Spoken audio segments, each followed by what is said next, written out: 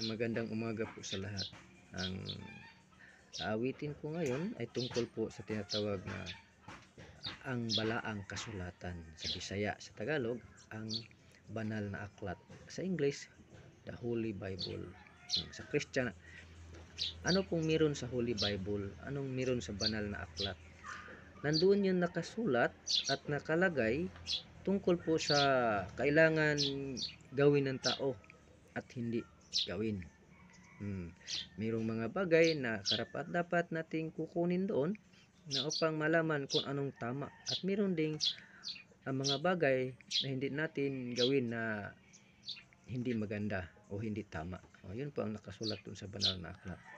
May tama at hindi tama. Kailangan ang gagawin natin na kung pwede matutuwa po kung may kapal ay yung tama. Pero mabasa natin doon, ating mababasa din sa banal na aklat, meron ding hindi tama. Yun ang hindi natin gagawin. Yun ang nakatala po sa Holy Bible o sa ambalaang kasulatan, no? O banal na aklat. Iwan ko lang sa Islam, meron naman doong Quran sila, baka nakasulat din doon ang tama at mali, no? At doon naman sa Judaism, sa Israel, meron naman silang Torah. Dito sa Hinduism, meron naman silang tinatawag na Vedas. Baka nakasulat din doon ano ang tama at anong hindi. Kasi dito sa Christian Bible, nakasulat talaga dyan, no? Ang karapat dapat na gagawin ng tao tungo sa kaharian ng Panginoon. At meron namang hindi karapat dapat na gagawin ng tao tungo po doon sa naglalagablab na apoy ng asupli. Tiyatawag doon, impyerno. Nandoon sa banal na aklat. Tayo ang pipili, mga kapatid. Importante malaman natin anong meron sa banal na aklat o balaang kasulatan. Yun po ang aking kakantahin ngayon. Sana po ay makakapulog kayo ng magandang aral nito.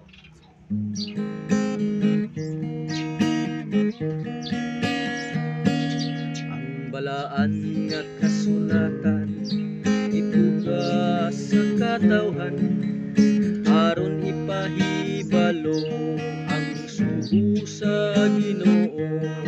Sa hapit na siyang kayap sa langit tanang tinunhan isugo niya panlakaw kamo isang yaw ang tulong ko karon natuwa siya dito sa kalangitan nagandamo puluyan sa tanan nga balaan bumalik siya hindi sa kalibutan uhaon ug lalinon ang nagtuman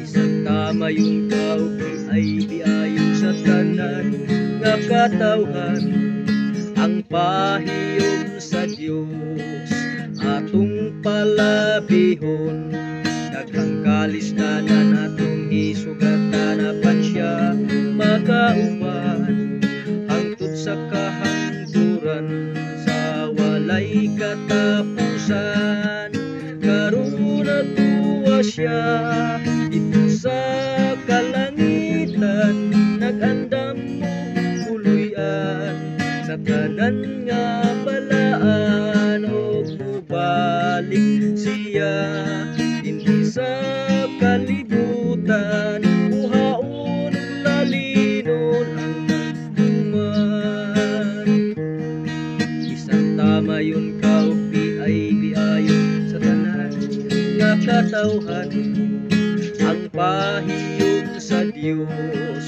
atong palabihon daghang kalisdanan atong masugatan apan siya magauban hangtod sa kahangturan sa walay katapusan karon natuwa siya dito sa kalangitan nagandam puluyan sa tanan nga balaan umubalik siya hindi sa kalibutan uhaon ug lalinon ang nagtuman karon natuwa siya dito sa kalangitan nagandam og puluyan sa tanan nga balaan ug mubalik siya dinhi sa kalibutan,